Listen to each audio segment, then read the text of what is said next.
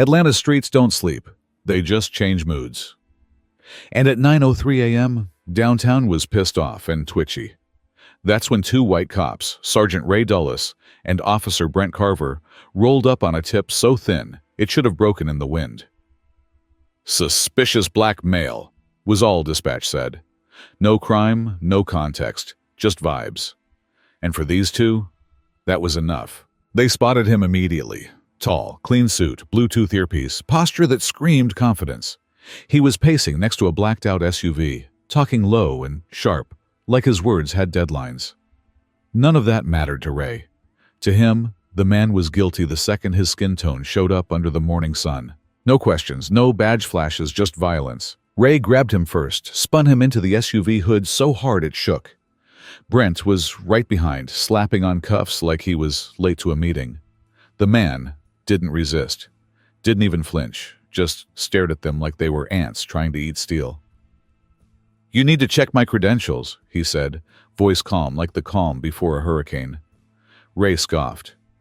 "You ain't special just because you wear a suit." That's when the man went quiet. Cold. Not scared. Clinical. Like a surgeon picking the first spot to cut. He leaned in just enough for Ray to hear. "You have no idea what you've just done." The air shifted. Brent laughed nervously, missing the shift. But Ray felt it. The pressure in his chest didn't come from fear. It came from his gut, realizing too late that this wasn't just another day, another flex, another name to erase. Sirens hadn't stopped screaming in the distance, but the real alarm had already gone off, and it was ringing behind the man's eyes. That's when two black SUVs pulled up so fast they left heat on the pavement.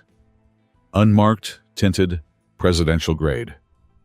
4 agents in clean, dark suits and colder eyes stepped out. One flashed a badge so high-ranking Ray couldn't even pronounce it. "Uncuff him!" the agent barked.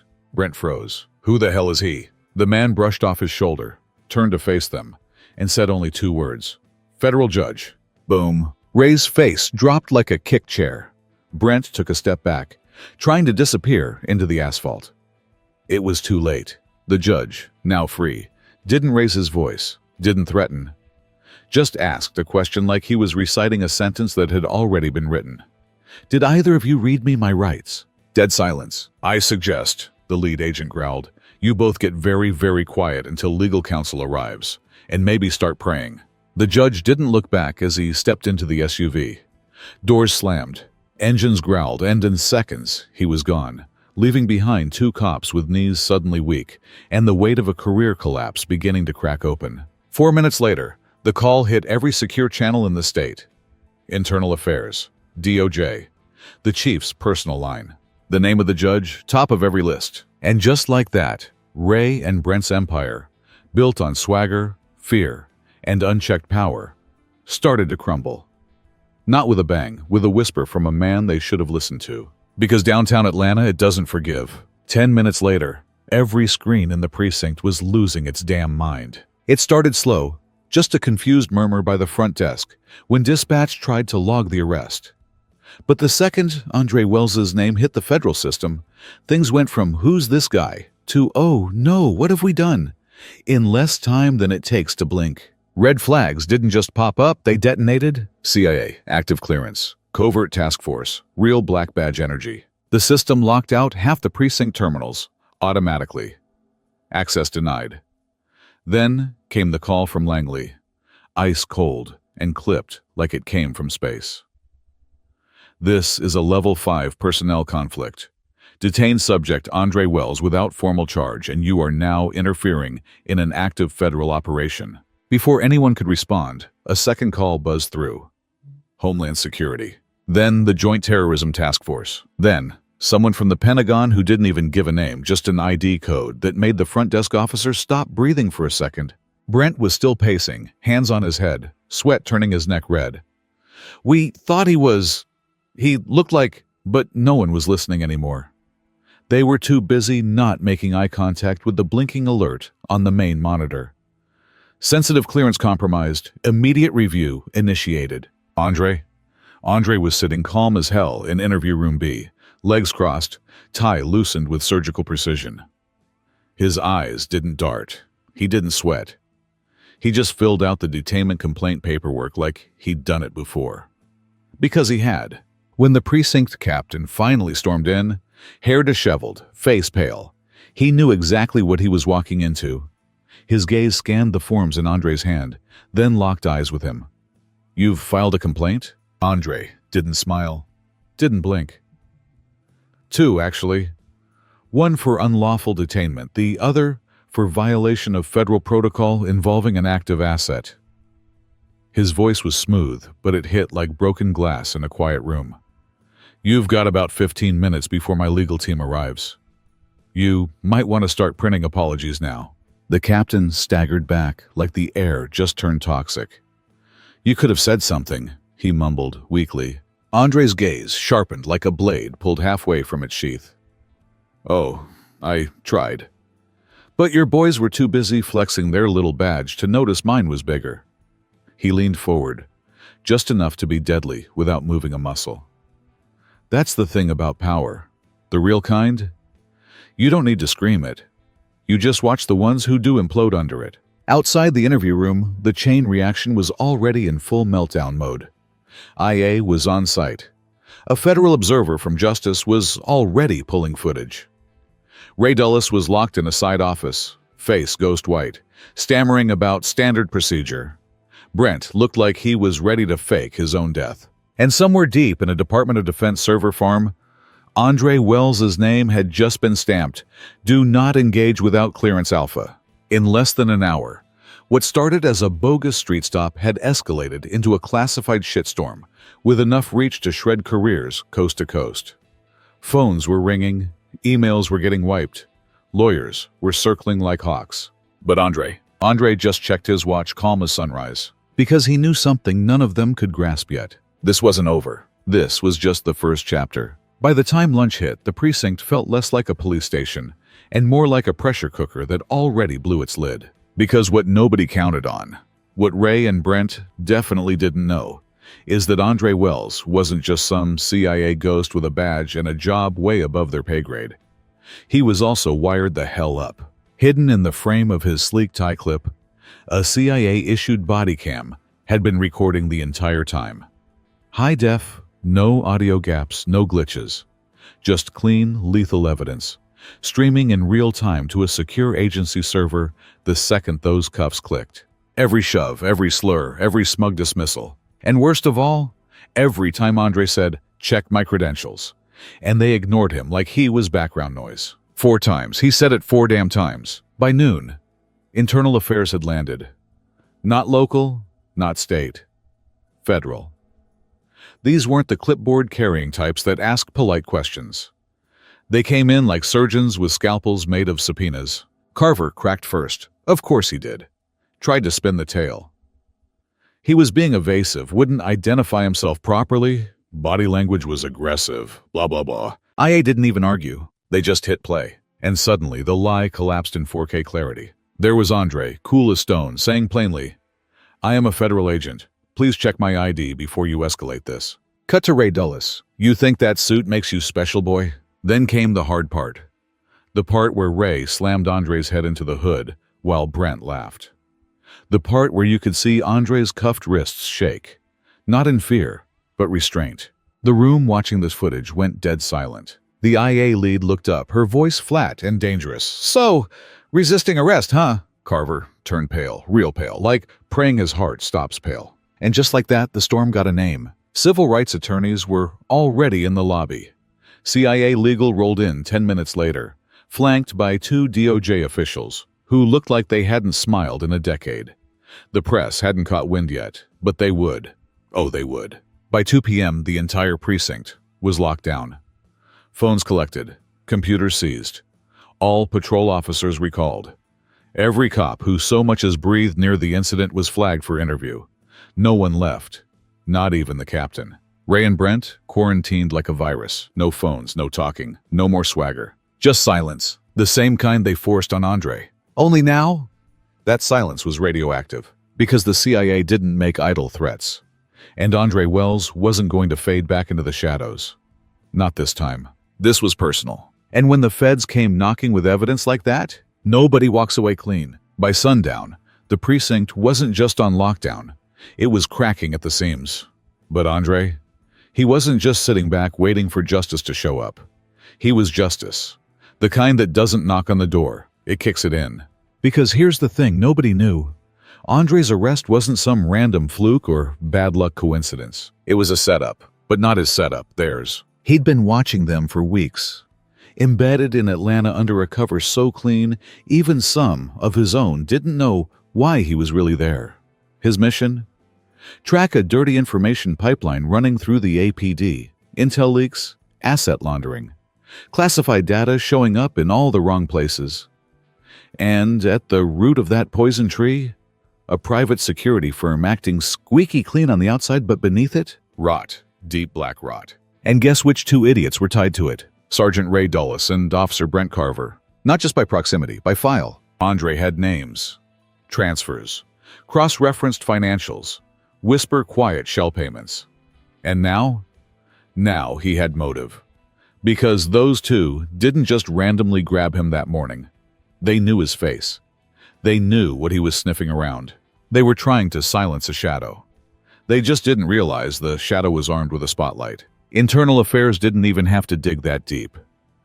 The second they opened the right folder, things got ugly fast. Closed. Complaints on Dulles going back 9 years. 5 excessive force reports, all marked insufficient evidence. Carver, 2 brutality cases, both involving black teens, both quietly settled out of court.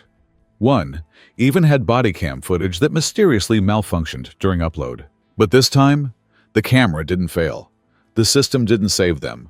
And Andre wasn't going anywhere. He didn't just want arrests. He wanted accountability. Because this wasn't just about 2 dirty cops. It was about a precinct that protected them. A department that buried reports. A city contract funneled to a private firm run by ex-military spooks turned corporate watchdogs.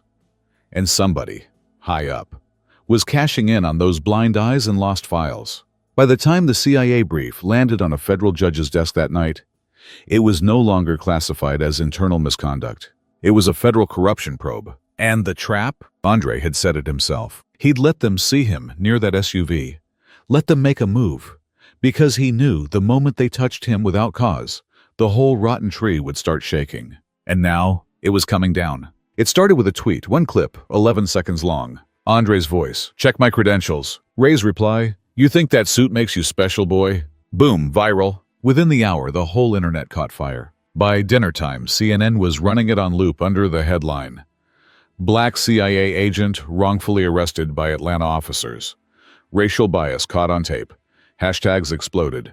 Mustered justice for Andre badge and bruised Atlanta PD. Comment sections ignited like a fuel trail. Twitter was a full-on riot. Instagram clips were racking up millions. TikTok lawyers were breaking down constitutional violations in real time, lip-syncing to bodycam audio like it was some true crime remix. Outside the precinct, the air turned electric and angry. Protesters showed up within hours, some with signs, some with bullhorns, all with receipts. Who do cops serve? Does black excellence need a badge to be believed? Accountability isn't optional. The mayor? She looked like she aged 5 years in a day. Held a press conference under pressure so thick you could taste it through the screen. This incident is not reflective of our city's values, she said, voice shaky but trying. Effective immediately, Sergeant Ray Dulles is suspended without pay pending investigation. Officer Brent Carver is placed on administrative leave. But the crowd outside didn't cheer. They booed hard. Because that wasn't justice. That was PR damage control. And everyone knew it. And then, just when the buzz started to swirl into chaos, Andre stepped into the light. Standing behind a podium, flanked by legal counsel and agency reps in the background, he wore the same suit they cuffed him in, only now it wasn't wrinkled or stained. It was iron sharp, like armor. He didn't yell, didn't cry. Just stood there with that calm that made cameras lean in and cops get nervous. This isn't about me, Andre said, voice steady, eyes cutting through lenses and layers. It's about who gets believed and who gets bruised before they're even heard. The crowd hushed. Even the wind seemed to stop moving. He continued. I had the training, the title, the camera, and still I was treated like a threat. So ask yourself, what happens to the ones who don't have all that? Flashbulbs popped, phones trembled, some folks cried, others just stared. Because Andre wasn't just speaking for himself. He was dragging the whole broken machine into the sunlight. He called for three things: full transparency in the investigation, independent civilian oversight of APD, and sweeping reform and use of force protocols statewide. Justice, he said, should not depend on your job title or your skin. It should be the baseline, not the exception. And just like that, the story changed. It wasn't just about a wrongful arrest anymore. It was about every invisible hand behind it. Every voice silenced before it could speak. Every bruised body that didn't get a press conference. Andre had gone public. And the public was watching. While the world argued over hashtags and headlines, Andre was already 3 steps ahead, slicing through the mess like a ghost with a badge. The protest signs? The outrage, the press frenzy? That was just noise to distract from the real operation happening in the shadows. Because Andre wasn't just a victim. He was the trap.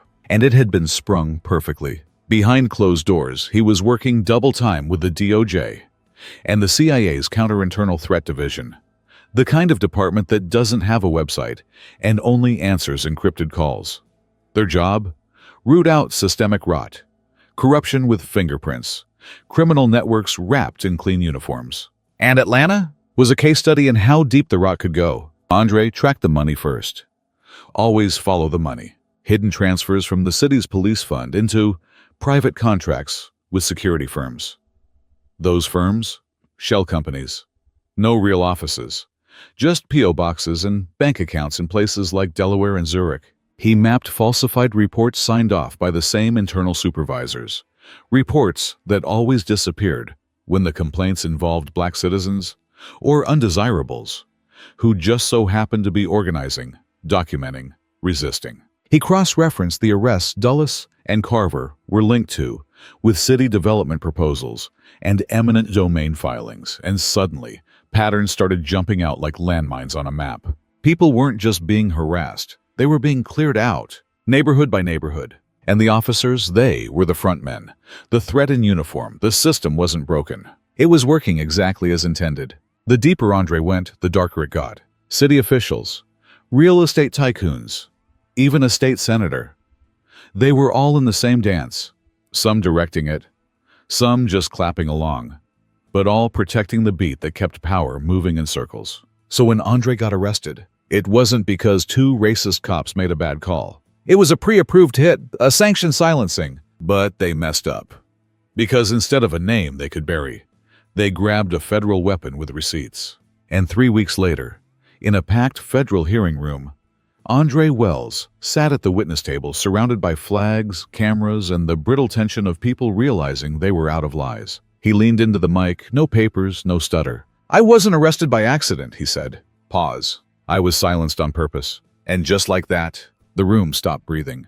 Because everyone in that courtroom, from the board clerk to the sweating city rep to the stone-faced federal judges, knew what those words meant. This wasn't just racism. It was organized erasure. And now that Andre had pulled the thread, the whole damn suit was starting to fall apart. It ended where it started, at the precinct. But this time, Dulles and Carver were the ones in cuffs. Only, they weren't walking out the front door with swagger. They were being dragged, faces hard, suits rumpled, mugshots waiting, charged not just with assault but conspiracy, obstruction, and abuse of authority under color of law. Federal charges. No union shield, no blue wall left to hide behind. But the reckoning didn't stop with them. 3 APD supervisors were indicted for falsifying internal reports and burying civilian complaints. 2 prosecutors got hit for ignoring patterns of misconduct so obvious it bordered on criminal neglect. And the cherry on top, 1 former deputy mayor, now exposed for his backdoor dealings with private security firms, laundering intel, and pushing displacement policies disguised as urban revitalization. Their names were read aloud at a federal press briefing. Each one landed like a punch to the city's chest. Atlanta didn't just blink, it woke the hell up. But Andre? He didn't stand in the spotlight. Didn't do interviews, didn't post up for the victory lap. He got back to work, because that's who he was. A storm in a tailored suit, precise, relentless, quiet in the way only dangerous men are. He declined press, but showed up at local high schools, gymnasiums, rec centers, places where young, black teens watched the system like it was a rigged game they were born losing. He spoke without ego. Just wait. You've got power, even when the world tells you you don't. Power isn't in your fists or your flex. It's in your focus, your restraint, your memory. You don't forget what they did to you, but you choose how you fight back. One kid raised a hand. What about the badge? Andre smiled, small but sharp. The badge is not what protects you. The truth is, the badge is just a symbol. But truth is the thing that doesn't need permission to burn. Outside the courthouse, a mural went up a week later. It wasn't a portrait, it was a movement in color. A black man in a clean suit, walking forward, handcuffs falling from his wrists like broken chains. The light in front of him golden and rising. They didn't paint his name. They didn't need to, because every kid who passed it knew the story, knew what it meant to be seen, to be believed, to be unbreakable. And somewhere in the city, Andre walked past it one night, hoodie up, alone, unnoticed. He looked at the mural for one quiet second. Then he kept walking, because the work wasn't done. Not yet.